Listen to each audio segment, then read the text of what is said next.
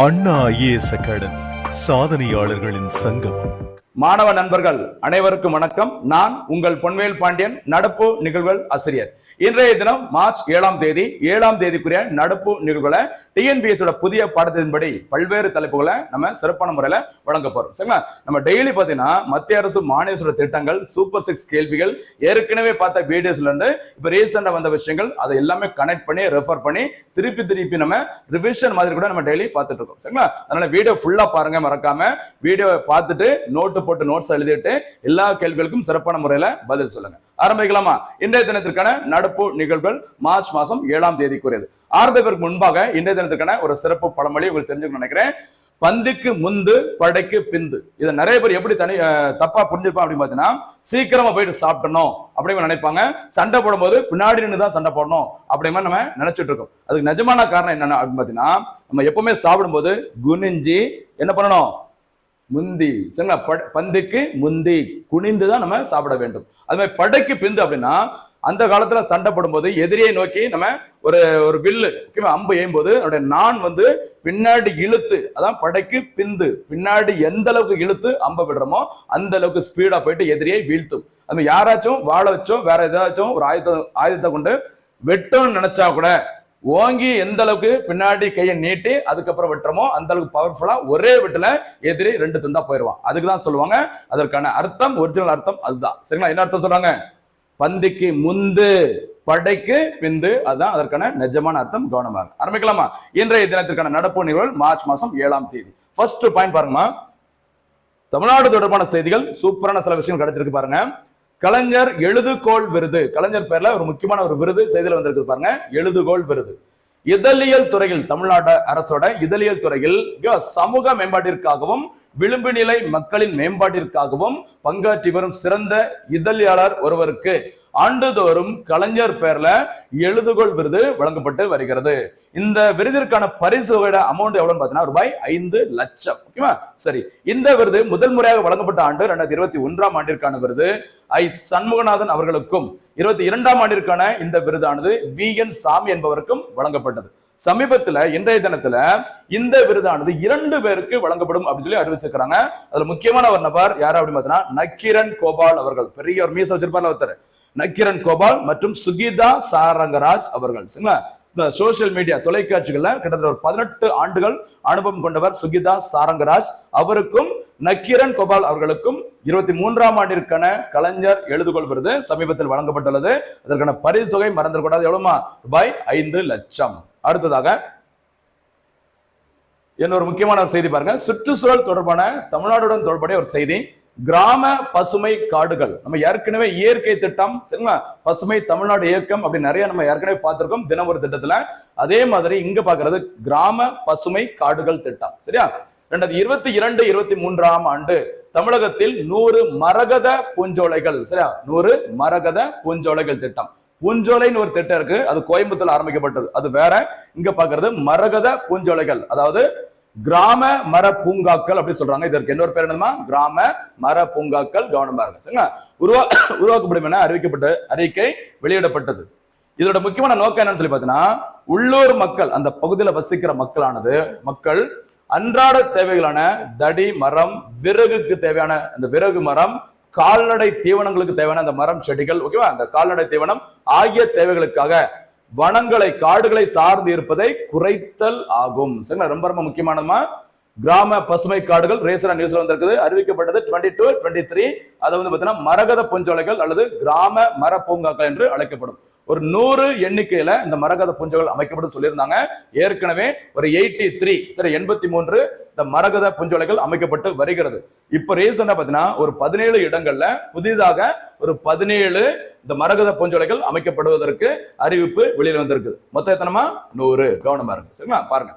சுற்றுச்சூழல், காலநிலை மாற்றம் மற்றும் வனத்துறைக்கு ரூபாய் 25 கோடிக்கு நிர்வாக ஒப்புதல் வழங்கி ஆணை வெளியிடப்பட்டுள்ளது. இதற்காக இந்த புதிதாக மொத்தத்துல 100 மரகத பூஞ்சோலைகளை உருவாக்குவதற்கு எவ்வளவு தொகை ஒதுக்கி இருக்கிறாங்க? ரூபாய் 25 கோடி. நமக்கு தெரிய வேண்டிய விஷயம், எப்ப அறிவிச்சாங்க, அதுக்கு இன்னொரு பேர் என்ன, ஒரிஜினல் பேர் என்ன அப்படிங்கிறதையும் ஞாபகம் வச்சுக்கோங்க, மறந்துடக்கூடாது. ஓகேவா?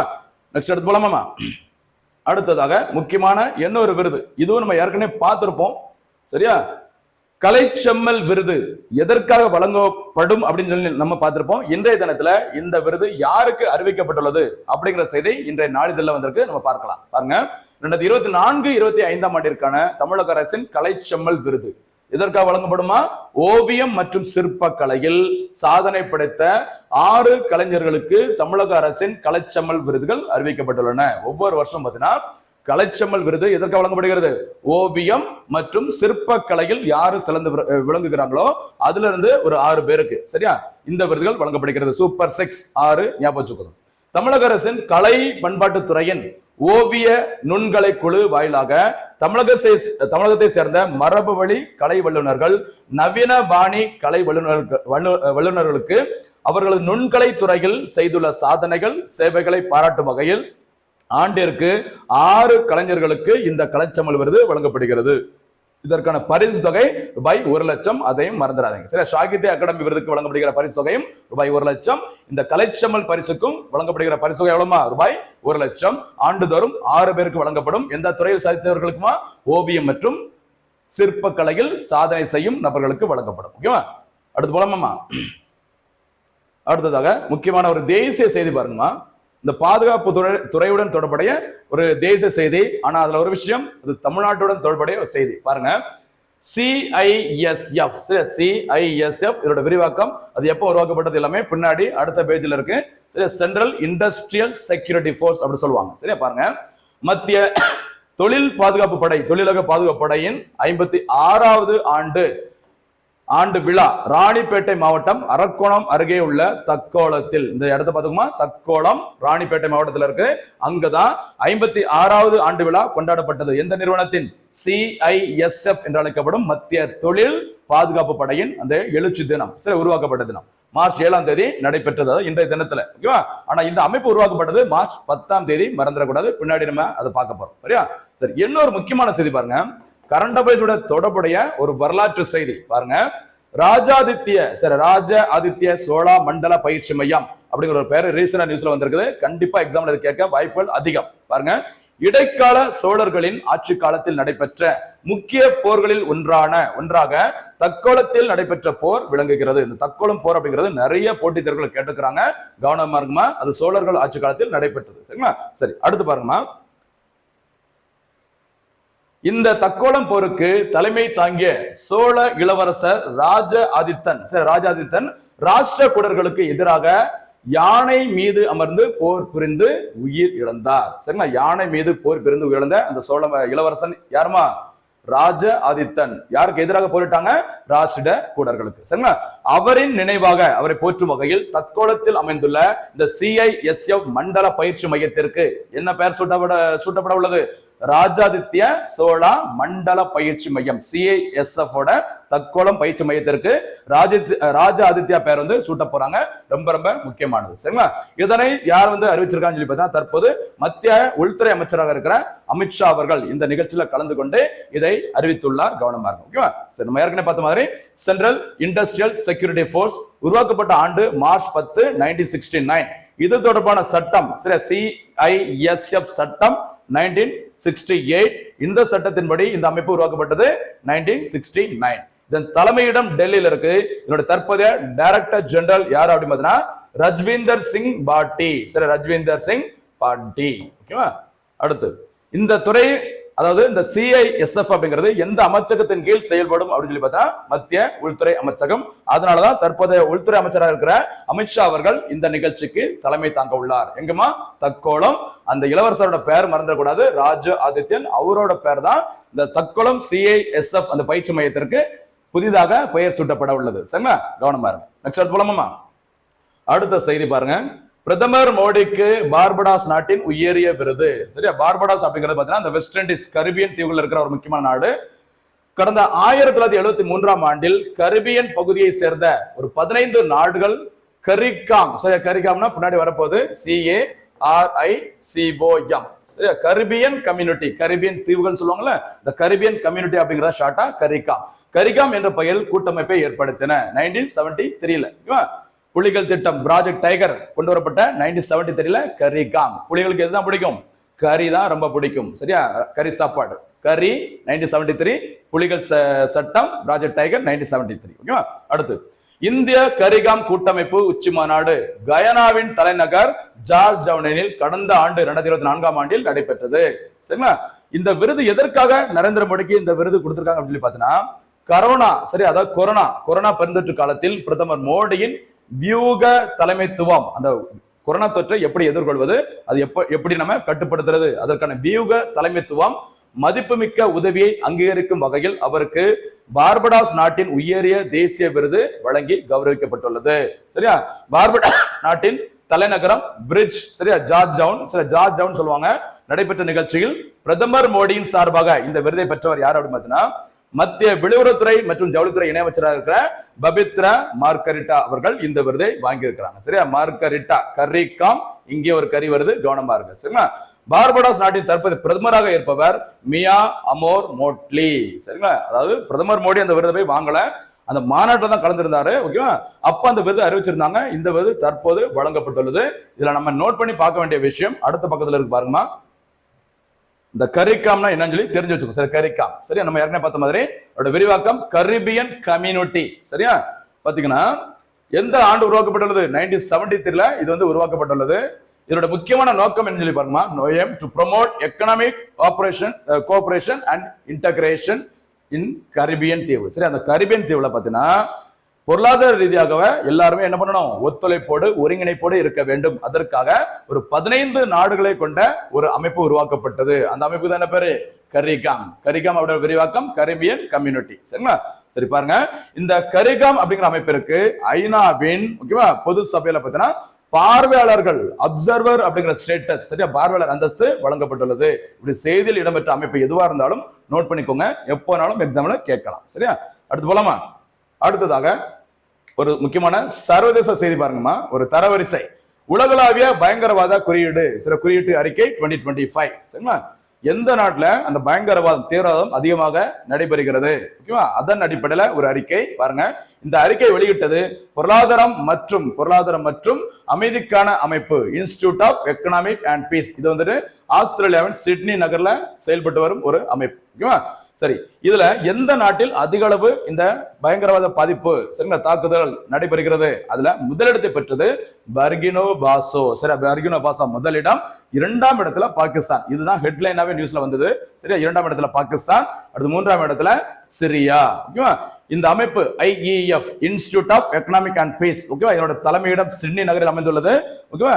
இந்த அமைப்பானது சில அறிக்கைகளை ஆண்டுதோறும் வெளியிடுவாங்க. குளோபல் பீஸ் இண்டெக்ஸ், உலக அமைதி குறியீட்டு எண், அதே மாதிரி இந்த குளோபல் டெரரிசம் இண்டெக்ஸ், அடுத்த ஈக்காலஜிக்கல் த்ரெட் ரிப்போர்ட், சரிங்களா, அடுத்து பாசிட்டிவ் பீஸ் ரிப்போர்ட். இந்த அறிக்கைகளை வெளியிடும் அமைப்பு IEF, அமைந்துள்ள இடம் சிட்னி. இவங்க வெளியிட்ட உலக பயங்கரவாத அந்த குறியீட்டு அறிக்கையில முதலிடத்தை பெற்றுள்ளது பர்கினோ பாசோ. நம்மளோட அண்டை நாடான பாகிஸ்தான் 2ஆம் இடம். சரிங்களா? அடுத்ததாக தினம் ஒரு திட்டத்துல ஒரு முக்கியமான ஒரு திட்டம், நம்ம ஏற்கனவே ஒரு வாட்டி தமிழ்நாடு செய்தியில பார்த்திருப்போம். இப்ப நம்ம தினம் ஒரு திட்டத்துல அதை பார்க்க போறோம். சரியா? இமைகள் திட்டம், இமைகள் போல் பாதுகாக்கும் ஒரு திட்டம். பாருங்க, ஜூன் 23, 2023 ஃபேன்ஸ் நம்பரா இருக்கு பாருங்க. ஜூன் 23, 2023ல இமைகள் திட்டம். சரிங்களா? ஓகே, நெக்ஸ்ட் அடுத்து பாருங்க. தமிழ்நாடு வடக்கு மண்டலம் சார்ந்த இடங்களில் பெண் குழந்தைகளை பாலியல் வன்முறைகள் இருந்து தடுக்கும் திட்டம். இந்த திட்டத்தோட முக்கியமான என்னமா, தமிழ்நாடோட வடக்கு மண்டலம் சார்ந்த, வடக்கு மண்டலம்னா நம்ம காஞ்சிபுரம், செங்கல்பட்டு அந்த மாதிரி ஏரியா கூட வரும். தமிழ்நாடு வடக்கு மண்டலம் சார்ந்த இடங்களில் பெண் குழந்தைகளை பாலியல் வன்முறைகள் இருந்து தடுக்கும் ஒரு திட்டம். இன்றைய காலகட்டத்தில் இது ஒரு முக்கியமான அவசியமான திட்டம். பாருங்க, பெண்கள் குழந்தைகள் கடத்தலை தடுத்து வணிக ரீதியாக பாலியல் தொழிலில் ஈடுபடுத்துவதை தடுக்கும் ஒரு திட்டம் இமைகள் திட்டம். சரிங்களா? எப்ப தொடங்கி இருக்கிறாம மறந்துடக்கூடாது, ஜூன் 23, 2023. இந்த திட்டம் எந்தெந்த பகுதிகளுக்கு அதிக முக்கியத்துவம், மெயின் போக்கஸ் எங்க அப்படின்னு பார்த்தீங்கன்னா சென்னை, நம்முடைய காஞ்சிபுரம், அடுத்து செங்கல்பட்டு மற்றும் வேலூர். அதான் சொன்னோம், சென்னை வடக்கு மண்டலம். ஓகேவா? அடுத்து பயன். இந்த திட்டத்தின் மூலமாக என்ன நன்மை அப்படின்னு சொல்லி பார்த்தீங்கன்னா, பாதிக்கப்பட்டவருக்கு, ஒருவேளை இந்த பாலியல் வன்முறையில் பாதிக்கப்பட்டவருக்கு தேவையான உதவிகள், சட்ட உதவி, விழிப்புணர்வு நிகழ்ச்சிகள் நடத்துவது, மருத்துவ உதவி மற்றும் ஆலோசனைகள், இது எல்லாமே இந்த திட்டத்தின் மூலம் அந்த பாதிப்புக்குள்ளான நபர்களுக்கு வழங்கப்படும். சரிங்களா? சரி, அதே மாதிரி ஒரு முக்கியமான ஒரு 3 திட்டங்களை பத்தி நம்ம இதுல சொல்லியிருக்கோம் பாருங்க. இது உங்களுக்கான வேலை. சரியா? பாருங்க, உஜ்வாலா அப்படிங்கிற திட்டம் உத்தரப்பிரதேச மாநிலம் பலியா அப்படிங்கிற இடத்துல தொடங்கினாங்க. தொடங்கப்பட்ட ஆண்டு மே 1 2016. அதே மாதிரி உஜாலா திட்டம் ஜனவரி 5ஆம் தேதி 2012ஆம் ஆண்டு மத்திய அரசால் தொடங்கப்பட்டது. ஓகேவா? அதுக்கு அடுத்து இன்னொரு திட்டம் பாருங்க, உஜ்ஜாவாலா திட்டம் 2007ல மத்திய அரசு தொடங்கியுள்ளது. இதுல நான் வந்துட்டு உங்களுக்கு இந்த 3 திட்டங்களையும் ஒன்னா சேர்த்து கொடுத்திருக்கிறேன். சரியா? உஜ்வாலா, உஜ்ஜாலா, உஜ்ஜாவாலா, இதுல ஒரு ஏ மட்டும் எக்ஸ்ட்ரா வரும். இந்த 3 திட்டங்களும் எதற்காக தொடங்கப்பட்டது அதை நீங்க கமெண்ட்ஸ்ல பதில சொல்லுங்க. யாரெல்லாம் உங்களுடைய வெயிட்டை காட்டுறீங்கன்னு சொல்லி பார்க்கலாம். சரிங்களா? தனித்தன்மையை காட்டுங்க. எப்பவுமே யார் வந்துட்டு ஒரு கமெண்ட்ஸ்லயும் சரி ஒரு டெஸ்ட் வைக்கும் போது நம்மளோட தனித்தன்மையை காட்டி எக்ஸ்ட்ரா மார்க்ஸ் எடுக்கும்போது, எக்ஸ்ட்ரா மார்க்ஸ் எடுக்கிறதுக்கு முயற்சி பண்ணும்போது கண்டிப்பா தேர்வுல ஈஸியா நீங்க டாப்ல வருவீங்க. ஓகேவா? அடுத்து போலாம். இந்த 3 திட்டங்களையும் தயவு செய்து கமெண்ட்ஸ்ல பதில் சொல்லுங்க. அடுத்து சூப்பர் 6 கேள்விகள். இன்றைய சூப்பர் 6 கேள்விகள் 2023ஆம் ஆண்டிற்கான கலைஞர் எழுதுகோள் சரியா எழுதுகோள் விருது எழுதுகோள் விருது யாருக்கு வழங்கப்பட்டுள்ளது? அடுத்து மரகத பூஞ்சோலைகள் திட்டம் எதனுடன் தொடர்புடையது? ஓகேவா? அடுத்து 100 மரகத பூஞ்சோலைகளை அமைக்க தமிழக அரசு எப்போது அறிக்கையினை வெளியிட்டது? 4வது கேள்வி, தக்கோலத்தில் அமைந்துள்ள CISF மண்டல பயிற்சி மையத்திற்கு எந்த மன்னரின் அல்லது எந்த சோழர் காலத்து இளவரசரின் பெயர் சூட்டப்பட்டுள்ளது? 5வது கேள்வி, உலகளாவிய பயங்கரவாத குறியீட்டில் முதலிடம் பெற்றுள்ள நாடு எது? அடுத்து கடைசி சூப்பர் 6 கேள்வி, தமிழக அரசின் கலைச்சமல் பரிசு எந்த துறையில் சாதித்தவர்களுக்கு வழங்கப்படுகிறது? இதுதான் இந்த தினத்திற்கான சூப்பர் 6 கேள்விகள். அனைத்து கேள்விகளையும் மொத்த வீடியோ பார்த்துட்டு மறக்காம சூப்பரா பதில் சொல்லுங்க. சரிங்களா? மீண்டும் சந்திக்கலாம். நன்றி, வணக்கம்.